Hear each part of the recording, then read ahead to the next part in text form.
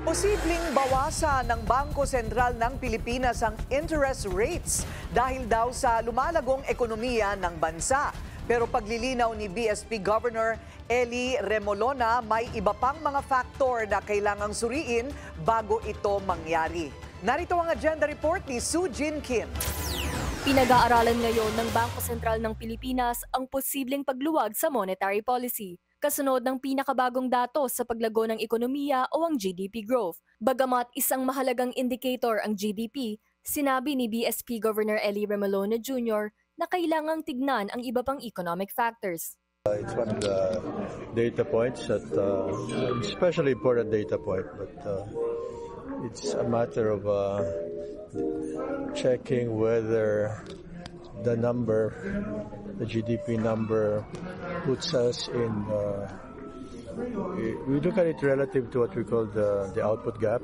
Mm-hmm. Is it wide? Because right now we have a kind of a negative output gap.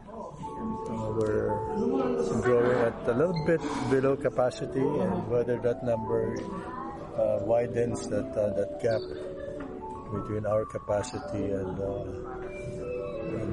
where we're how much we're really growing. Ayon sa BSP, kapag lumawak pa ang output gap o lumala ang agwat sa pagitan ng capacity at aktwal na paglago ng ekonomiya, maaaring kailanganin ng mas maluwag na monetary policy. Well, the principle is we measure our capacity, and that will give us a number, and that's a very complicated thing. And then where are we relative to that capacity? Are we at capacity? Then that's the ideal thing, or are we above capacity? Then that tends to be inflationary. If we're below capacity, then that tends to be disinflationary. Pero hindi lang output gap ang tinitignan ng BSP.